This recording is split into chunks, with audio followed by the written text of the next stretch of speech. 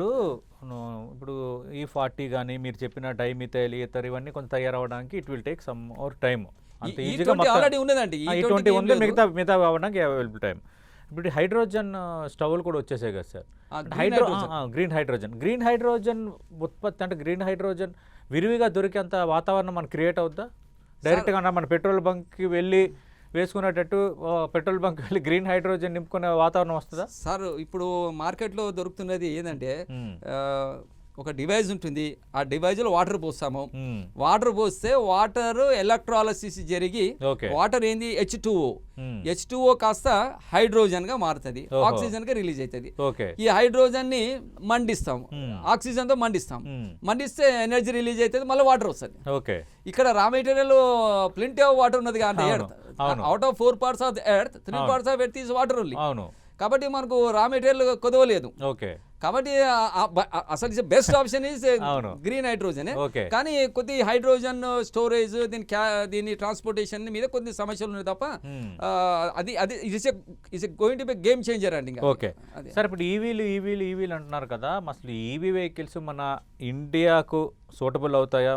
అంటే special Indian roads కానీ climate conditions కానీ.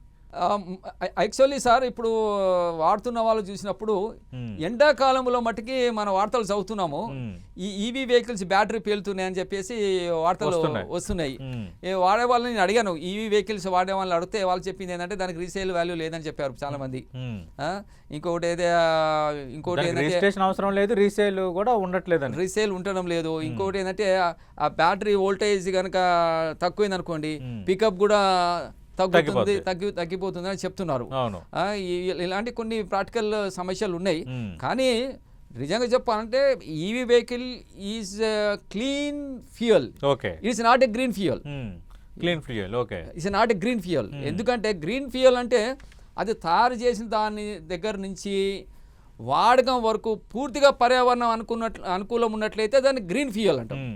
ఇక్కడ ఈ బ్యాటరీకి అవసరమైనటువంటి లిథియం, కోబాల్ట్ అండ్ రా మెటీరియల్స్ మొత్తం కూడా మైనింగ్ చేసి తీస్తారు. ఈ మైనింగ్ చేసి తీసేటప్పుడు చాలా ఎన్వైరన్మెంటల్ పొల్యూషన్ అవుతుంది. కాబట్టి అందుకోసమే అది కేవలం పొగను మాత్రం రిలీజ్ చేయదు. అందుకే దాన్ని క్లీన్ ఫ్యూయల్ అన్నాం. హైడ్రోజన్ సరిగ్గా గ్రీన్ ఫ్యూయల్ అన్నాం. ఎందుకంటే దాన్ని తయారు చేయడానికి వాడే రా మెటీరియల్ వాటర్, దాని వాడకం నో ఎమిషన్స్, దాని processes easy process, everything green, so and cheaper. అందుకోసం దిస్ ఇస్ ద బెస్ట్. కానీ లిథియం అయన్ బ్యాటరీస్ వాడుతున్న వాళ్ళంటే ఒక క్లీన్ పొల్యూషన్ మట్టికి రాదండి, అది 100% పొగ రాదు. అది ఒకటి. ఇంకోటి ఏంటంటే మరి చాలా మంది మరి బ్యాటరీస్ అయితే పేలుతున్నాయి, మరి దాని ఏమంటున్నారు వేడి వల్ల పేలుతున్నాయి అని చెప్తున్నారు. మరి అది కరెక్ట్ సైంటిఫిక్గా మనకు తెలియదు, కానీ విదేశాలలో మటుకు ఇదే చాలా పాపులర్ ఉన్నాయి మరి.